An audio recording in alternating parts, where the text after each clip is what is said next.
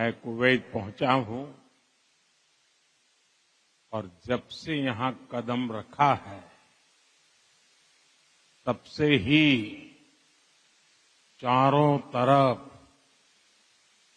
एक अलग ही अपनापन, एक अलग ही गर्मजोशी महसूस कर रहा हूं।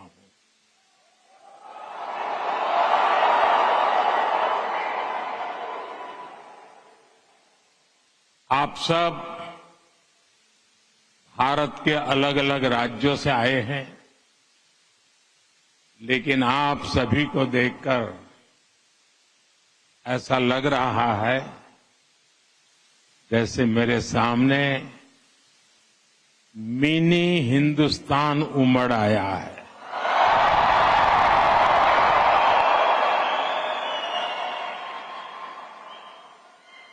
यहां पर नॉर्थ, साउथ, ईस्ट, वेस्ट, हर क्षेत्र के अलग अलग भाषा बोली बोलने वाले लोग मेरे सामने नजर आ रहे हैं,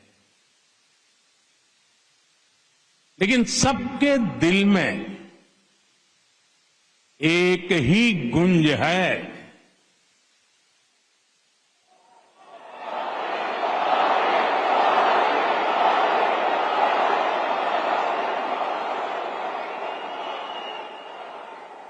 सबके दिल में एक ही गुंज है, भारत माता की, भारत माता की। यहां हर कल्चर की फेस्टिविटी है। अभी आप क्रिसमस और न्यू ईयर की तैयारी कर रहे हैं, फिर पोंगल आने वाला है, मकर संक्रांति हो, लोहड़ी हो, बिहू हो, ऐसे अनेक त्योहार बहुत दूर नहीं है। मैं आप सभी को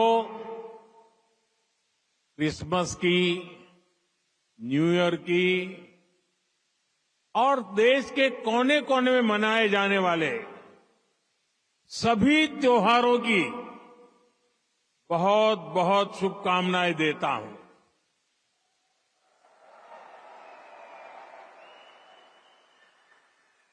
साथियों, आज निजी रूप से मेरे लिए ये पल बहुत खास है। 43 इयर्स, 4 दशक से भी ज्यादा समय, 43 इयर्स के बाद भारत का कोई प्रधानमंत्री कुवैत आया है।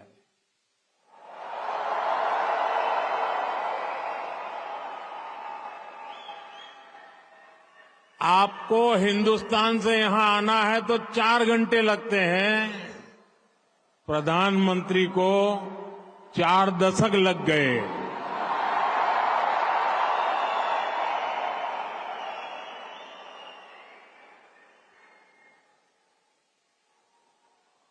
आप में से कितने ही साथी तो पीढ़ियों से कुवैत में ही रह रहे हैं, बहुतों का तो जन्म ही यहीं हुआ है और हर साल सैकड़ों भारतीय आपके समूह में जुड़ते जाते हैं। आपने कुवैत के समाज में भारतीयता का तड़का लगाया है। आपने कुवैत के कैनवास पर भारतीय हुनर का रंग भरा है। आपने कुवैत में भारत के टैलेंट, टेक्नोलॉजी और ट्रेडिशन का मसाला मिक्स किया है।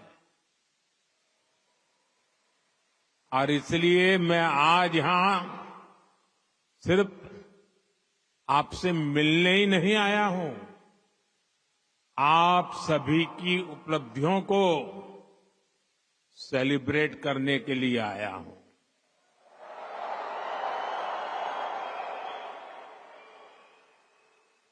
साथियों, थोड़ी देर पहले ही मेरी यहां काम करने वाले भारतीय श्रमिकों, प्रोफेशनल से मुलाकात हुई है। ये साथी यहां कंस्ट्रक्शन के काम से जुड़े हैं, अन्य अनेक सेक्टर्स में भी अपना पसीना बहा रहे हैं। भारतीय समुदाय के डॉक्टर्स, नर्सेज, पैरामेडिक्स के रूप में कुवैत के मेडिकल इंफ्रास्ट्रक्चर की बहुत बड़ी शक्ति है। आप में से जो टीचर्स हैं, वे कुवैत की अगली पीढ़ी को मजबूत बनाने में सहयोग कर रहे हैं। आप में से जो इंजीनियर्स हैं, आर्किटेक्ट हैं, वे कुवैत के नेक्स्ट जनरेशन इंफ्रास्ट्रक्चर का निर्माण कर रहे हैं। और साथियों, जब भी मैं कुवैत की लीडरशिप से बात करता हूं, तो वो आप सभी की बहुत प्रशंसा करते हैं।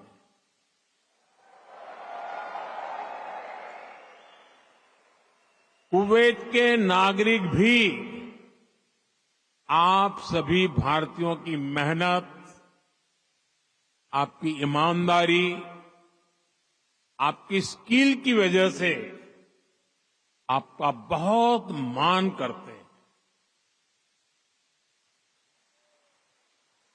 आज भारत रेमिटेंस के मामले में दुनिया में सबसे आगे है,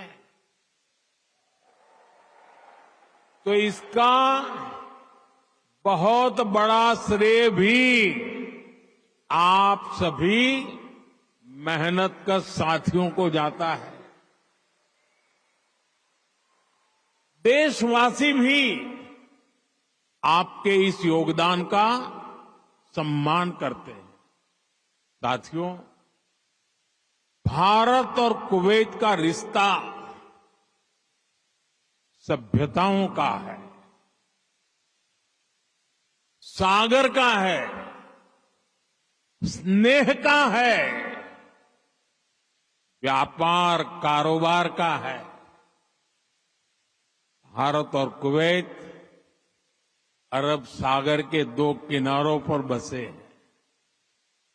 हमें सिर्फ डिप्लोमेसी ने ही नहीं, बल्कि दिलों ने आपस में जोड़ा है। हमारा वर्तमान ही नहीं, बल्कि हमारा अतीत भी हमें जोड़ता है। एक समय था जब कुवैत से मोती, खजूर और शानदार नस्ल के घोड़े भारत जाते थे, और भारत से भी बहुत सारा सामान यहां आता रहा है। भारत के चावल, भारत की चाय, भारत के मसाले, कपड़े, लकड़ी यहां आती थी। भारत की टीकवुड से बनी नौकाओं में सवार होकर कुवैत के नाविक लंबी यात्राएं करते थे।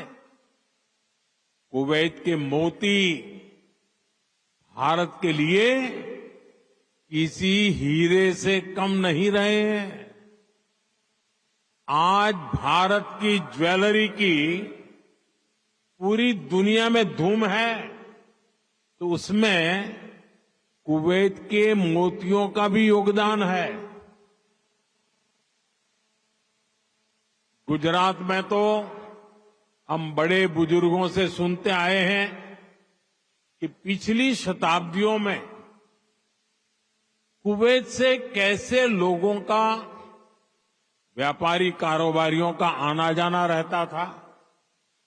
खासतौर पर 19वीं सेंचुरी में ही कुवैत से व्यापारी सूरत आने लगे थे।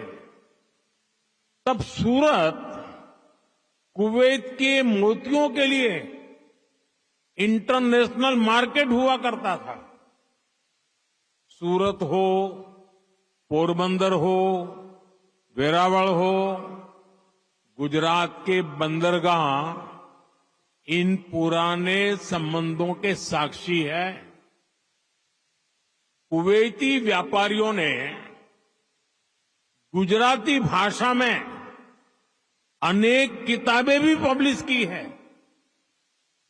गुजरात के बाद कुवैत के व्यापारियों ने मुंबई और दूसरे बाजारों में भी उन्होंने अलग पहचान बनाई थी।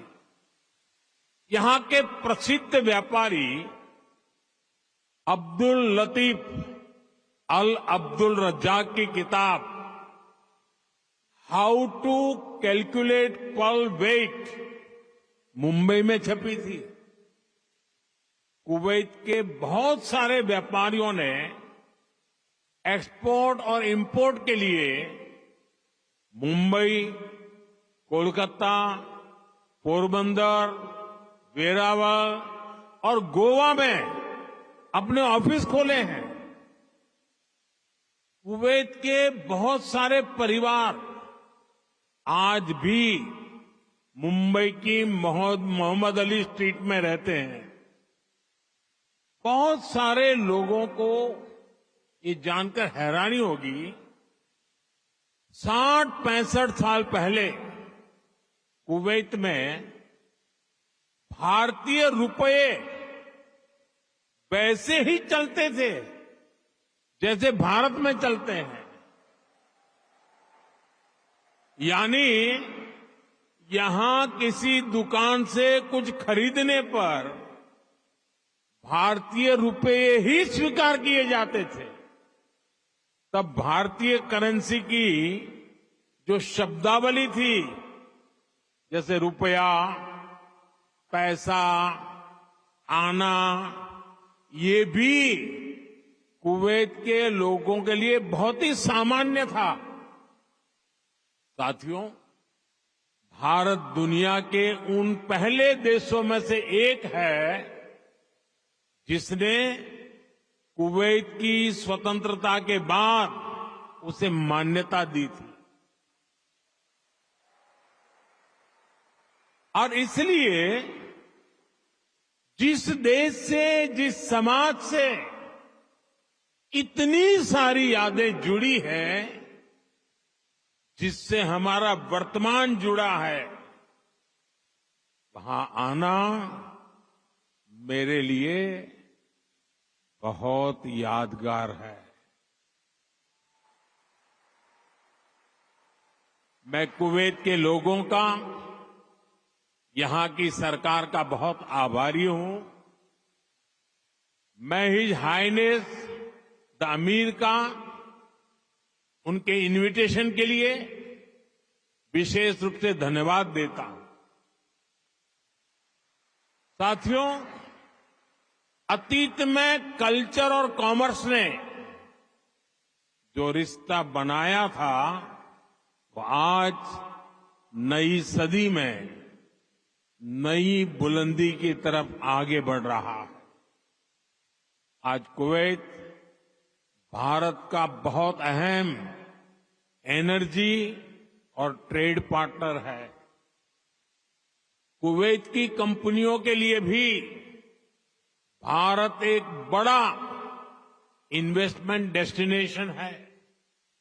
मुझे याद है, his highness crown prince of Kuwait ने न्यूयॉर्क में हमारी मुलाकात के दौरान एक कहावत का जिक्र किया था। उन्होंने कहा था, "When you are in need, India is your destination."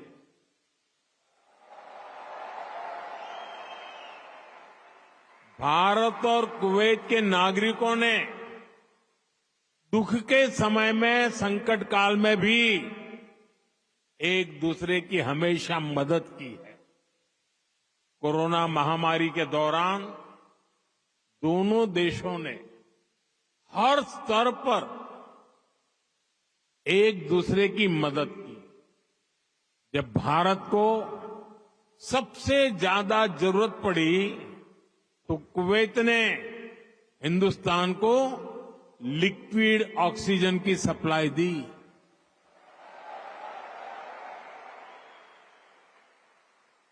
His highness the crown prince ने खुद आगे आकर सबको तेजी से काम करने के लिए प्रेरित किया। मुझे संतोष है कि भारत ने भी कुवैत को वैक्सीन और मेडिकल टीम भेजकर इस संकट से लड़ने का साहस दिया।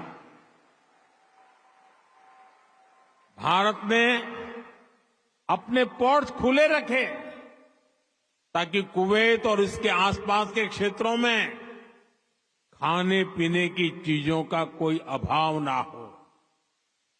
अभी इसी साल जून में यहां कुवैत में कितना हृदय विदारक हादसा हुआ।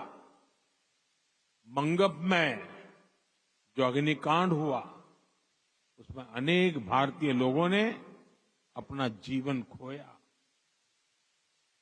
मुझे जब ये खबर मिली तो बहुत चिंता हुई थी, लेकिन उस समय कुवैत सरकार ने जिस तरह का सहयोग किया वो एक भाई ही कर सकता है। मैं कुवैत के इस जज्बे को सलाम करूंगा। साथियों, हर सुख दुख में साथ रहने की ये परंपरा हमारे आपसी रिश्ते, आपसी भरोसे की बुनियाद है। आने वाले दशकों में हम अपनी समृद्धि के भी बड़े पार्टनर बनेंगे। हमारे लक्ष्य भी बहुत अलग नहीं है।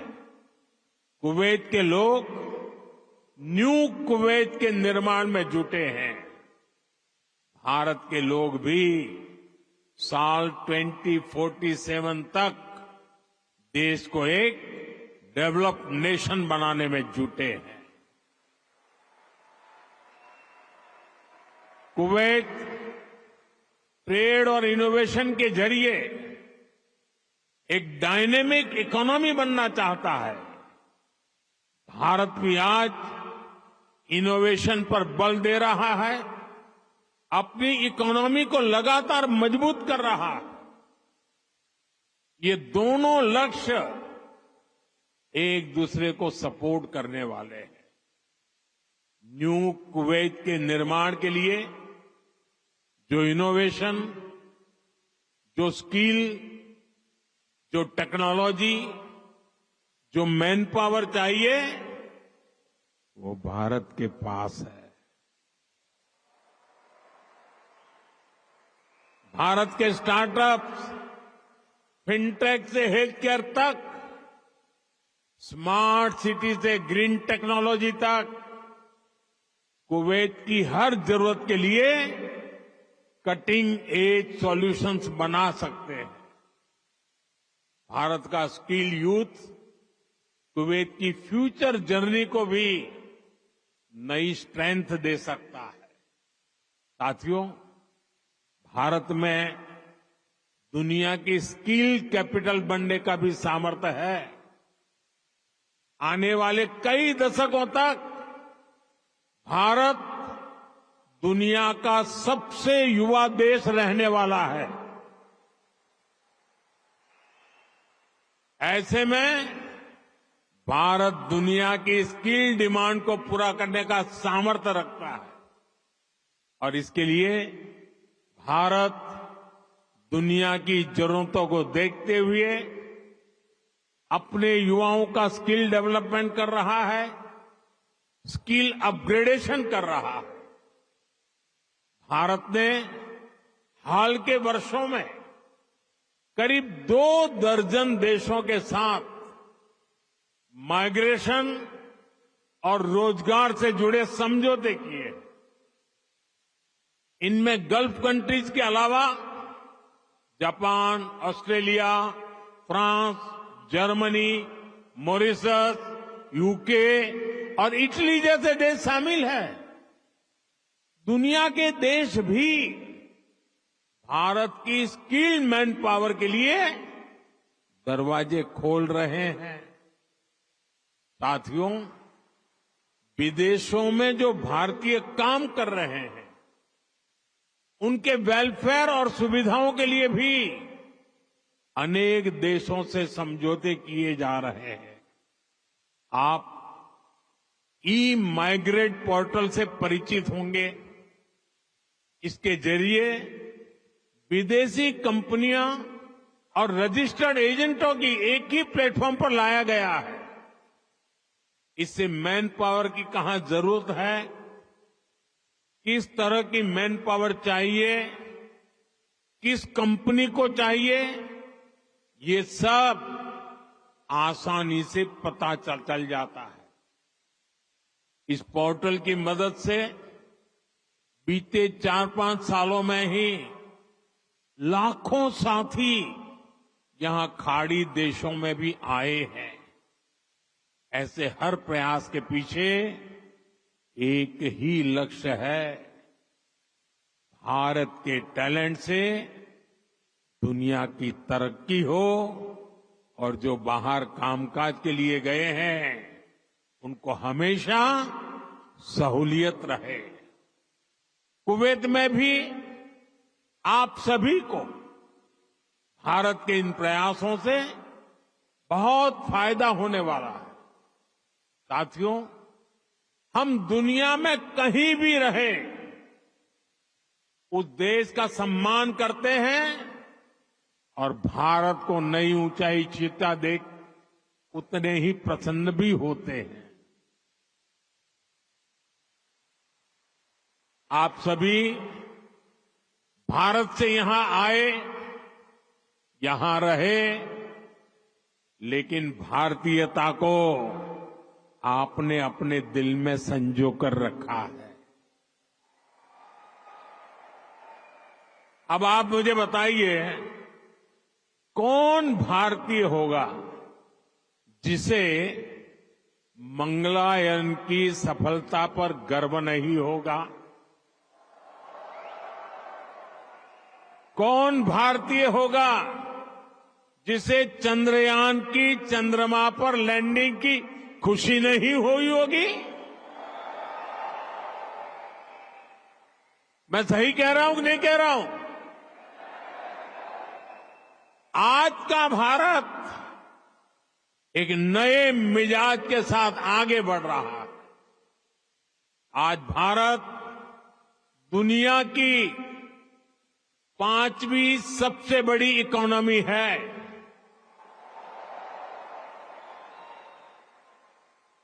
आज दुनिया का नंबर 1 फिनटेक इकोसिस्टम भारत में है। आज दुनिया का तीसरा सबसे बड़ा स्टार्टअप इकोसिस्टम भारत में है।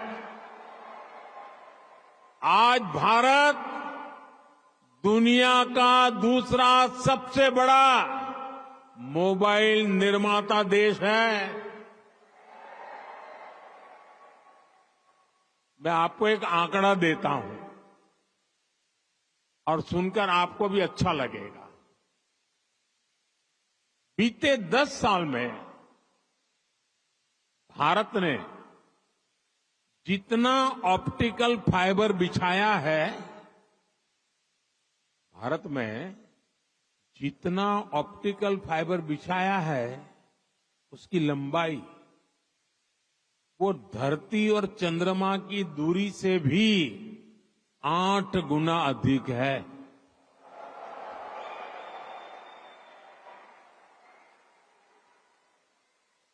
आज भारत दुनिया के सबसे डिजिटल कनेक्टेड देशों में से एक है। छोटे छोटे शहरों से लेकर गांवों तक हर भारतीय डिजिटल टूल्स का उपयोग कर रहा है।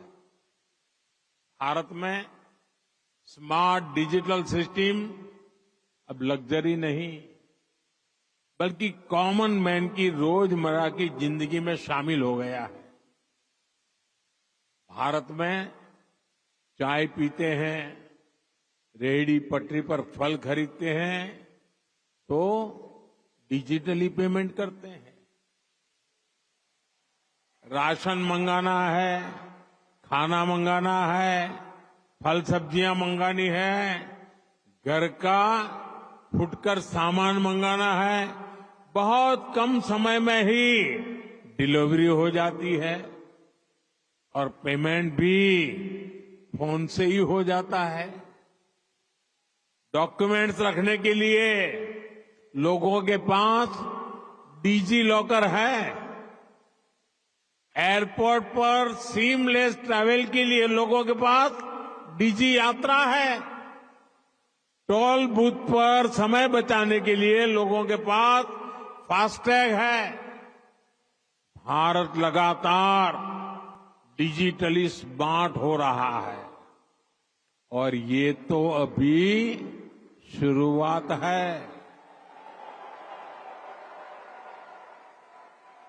भविष्य का भारत ऐसे इनोवेशन की तरफ बढ़ने वाला है जो पूरी दुनिया को दिशा दिखाएगा। भविष्य का भारत दुनिया के विकास का हब होगा, दुनिया का ग्रोथ इंजन होगा। वो समय दूर नहीं जब भारत दुनिया का ग्रीन एनर्जी हब होगा। फार्मा हब होगा, इलेक्ट्रॉनिक्स हब होगा, ऑटोमोबाइल हब होगा, सेमीकंडक्टर हब होगा, लीगल इंश्योरेंस हब होगा, कॉन्ट्रैक्टिंग कॉमर्शियल हब होगा। आप देखेंगे जब दुनिया के बड़े बड़े इकोनॉमी सेंटर्स भारत में होंगे।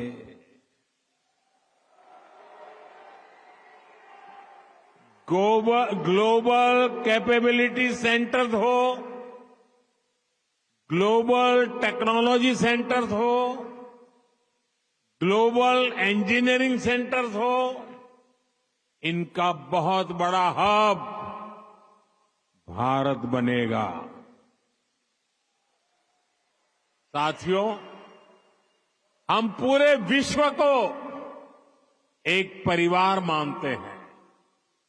भारत एक विश्व बंधु के रूप में दुनिया के भले की सोच के साथ आगे चल रहा है और दुनिया भी भारत की इस भावना को मान दे रही है।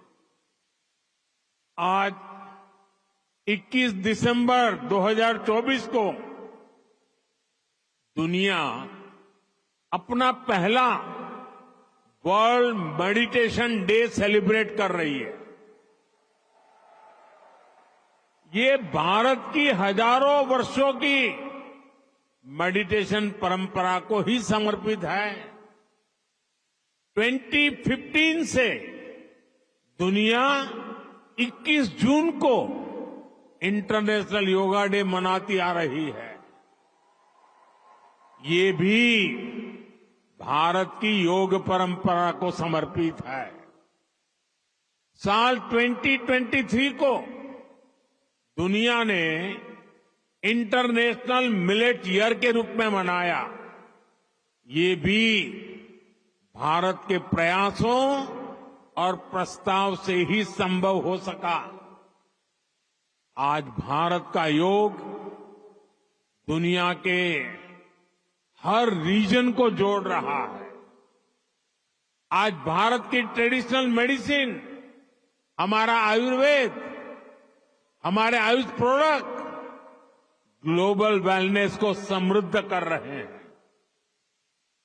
आज हमारे सुपर फूड मिलेट्स, हमारे श्री अन्न न्यूट्रिशन और हेल्दी लाइफस्टाइल का बड़ा आधार बन रहे हैं।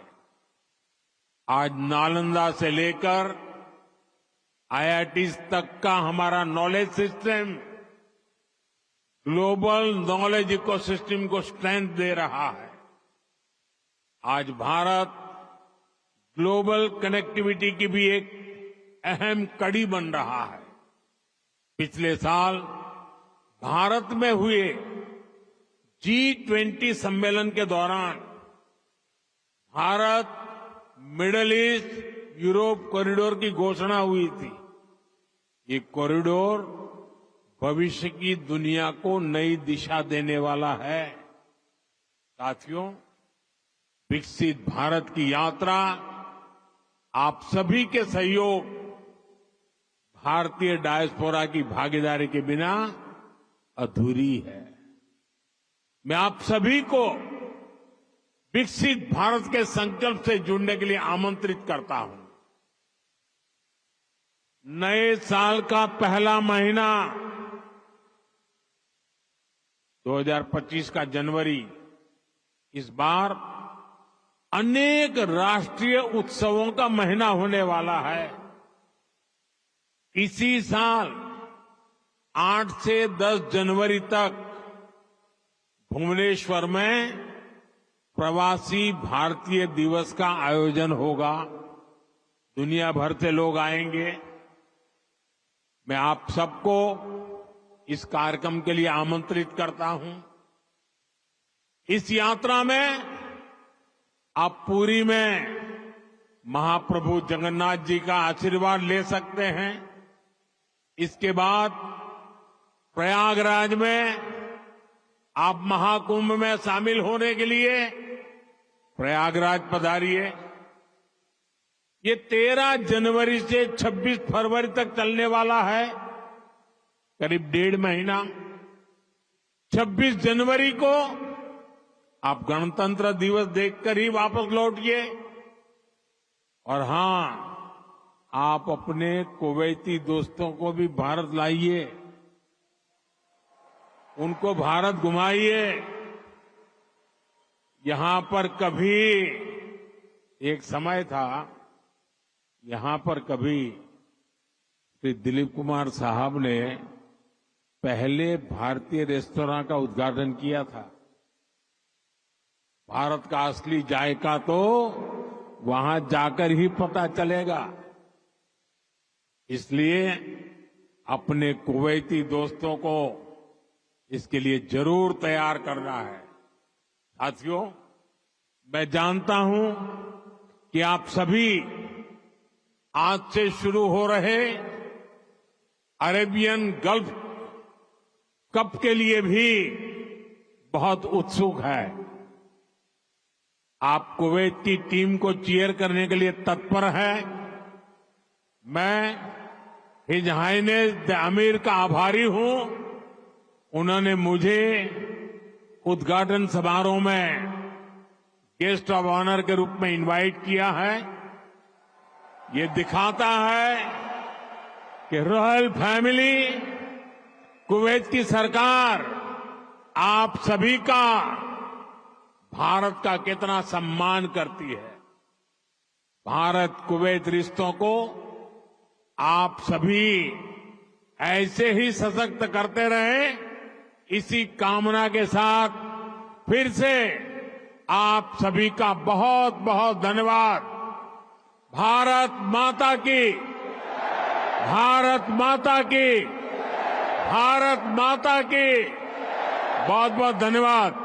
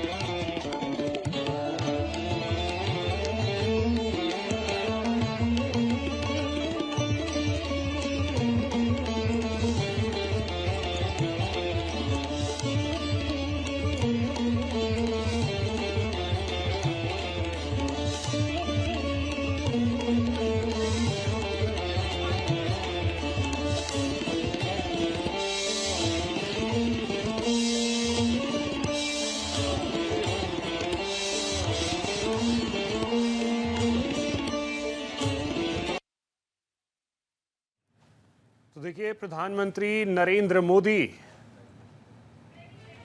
कुवैत में थे, जहां उन्होंने अभी देश को माफ कीजिएगा, कुवैत में अभी प्रधानमंत्री ने संबोधित किया और कुवैत और भारत के रिश्तों का जिक्र किया है। प्रधानमंत्री नरेंद्र मोदी ने कुवैत में भारतीय हुनर का रंग देखने को मिलता है। भारतीय टीचर कुवैत की अगली पीढ़ियों को बना रहे हैं। हमारा वर्तमान हमें अतीत से जोड़ता है।